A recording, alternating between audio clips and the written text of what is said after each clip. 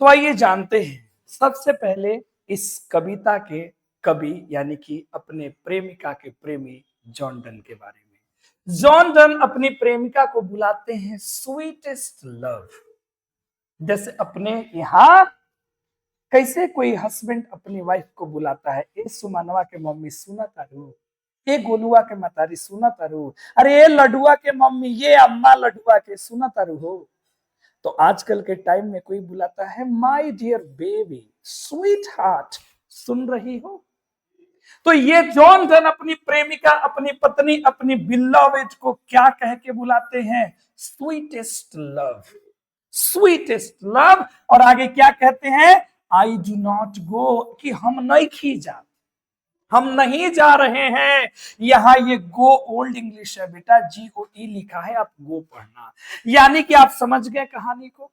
ये जो John Donne है वो अपनी महबूबा से दूर जर्मनी देश को निकल रहे हैं, जर्मनी देश को जा रहे हैं एक कॉन्टिनेंटल ट्रिप पे, कॉन्टिनेंटल ट्रिप पे, है ना प्यारे बच्चों।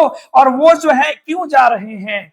क्योंकि वो उस दर्द को महसूस कर सके जो जुदाई के बाद उनको झेलना है, रिहर्सल कर सके, अपने आप को मजबूत बना सके।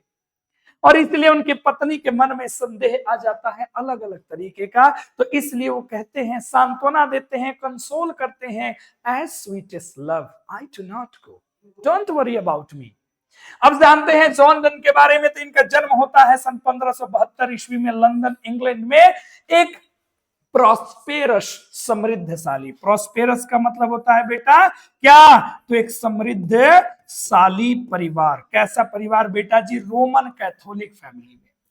देखो क्रिश्चियन में एक प्रोटेस्टेंट होते हैं, एक रोमन, एक कैथोलिक होते हैं। उन्हीं कैथोलिक को रोमन कैथोलिक कहा जाता है प्यारे बच्चों। जैसे मुस्लिम लोगों में शिया और सुन्नी है, अपने यहाँ सनातन में हिंदू है, पंजाबी है, सिख है, अलग अलग समुदाय के लोग हैं। वैसे ही क्रिश्चियन में भी प्रोटेस्टेंट है, जो ईसा मसीह को मानते हैं, कैथोलिक है जो उनकी माँ को मानते हैं। ये रोमन कैथोलिक परिवार में जन्मे, जो कि एक समृद्धशाली परिवार था, धनी मनी परिवार था। इनकी मृत्यु होती है सन 1631 ईस्वी में।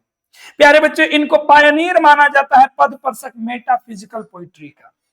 अब आप कहोगे सर ये मेटाफिजिकल क्या है? हमने सर मेटा का शब्द सुना था, कहां? तो सर हम फेसबुक पे सुनते हैं मेटा। मेटा का मतलब होता है, मेटाफिजिकल का मतलब होता है which does not exist physically, जो शारीरिक रूप से मौजूद ना हो। आप मुझे देख रहे हैं ना, ये मेटाफिजिकल नहीं है।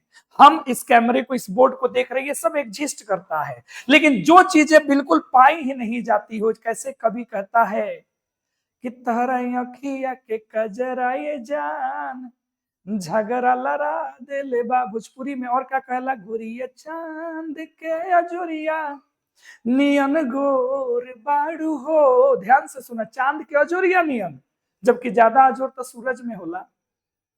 वैसे ही हिंदी में लोग क्या कहता है कि दिल चीर के देख तेरा ही नाम होगा, चीर के देखाओ के में है, आओ ले चलो तुम्हें तारों के शहर में। इसे तो कहल जाला जहां ना पहुंचे कभी, जहां ना पहुंचे रवि वहां पहुंच जाए कभी। रवि माने सूर्य का प्रकाश जहां तक नहीं पहुंचता है वहां तक कवि की कल्पना पहुंच जाती है। तो ये मेटाफिजिकल चीजें हैं प्यारे बच्चों।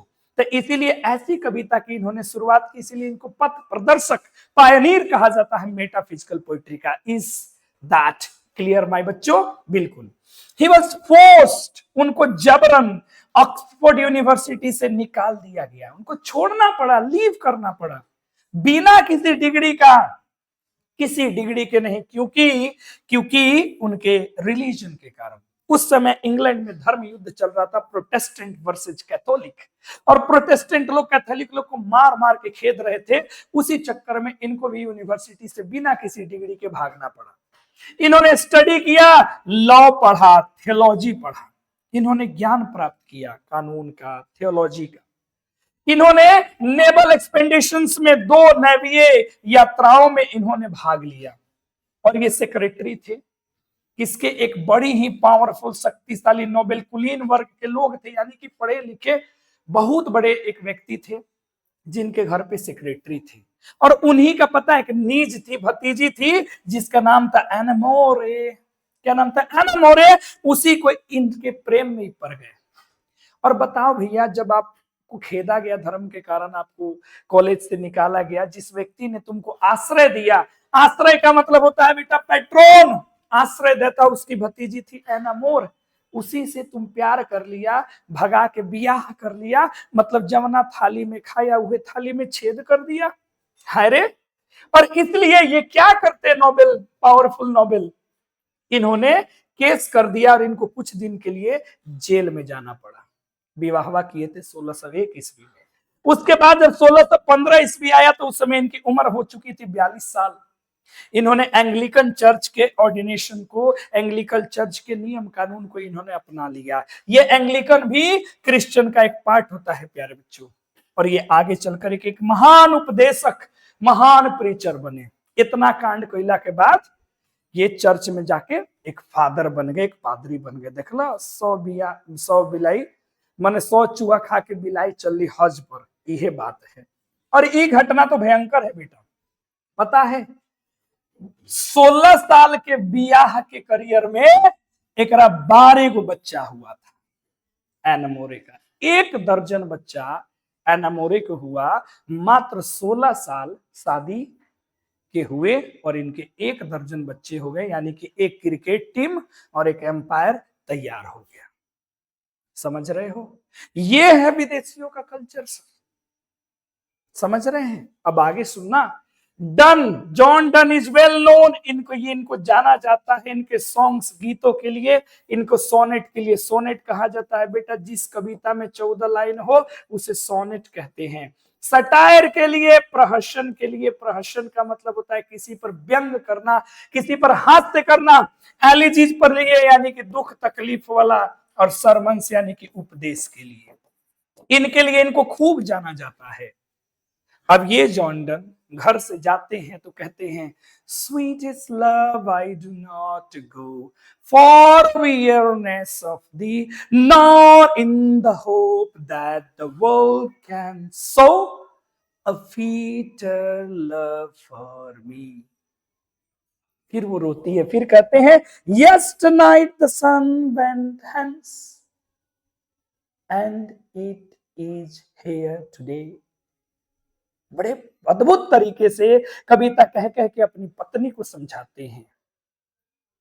ये था पहला पार्ट जिसमें आपने जाना जॉन डन के बारे में, जिसने आपने जाना कि एक कविता, एक मेटाफिजिकल कविता है जिसका थीम है लव, जिसका थीम है बेटा जी प्रेम।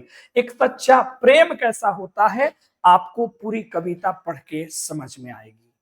तो कैसी लगी ये पहली class sweetest love I do not के जो पोएट है उनकी इंट्रोडक्शन की क्लास? अपना विचार कमेंट बॉक्स में जरूर रखिए, क्योंकि आपके ही कमेंट से हमें मिलती है एक अजब अलग तरीके का प्यार वाला उत्साह कि हम अगला पार्ट अपने पूरे होशो हवास में दिल से बना करके आप सभी के समक्ष पेश करें। और नए हो तो सब्सक्राइब कर जरूर देना, और लाइक करने में तो तुम्हारा कहीं से घाटा नहीं है। फिर समझ लो और खूब सपोर्ट करो, अगला पार्ट तुरंत आएगा। बहुत बहुत धन्यवाद।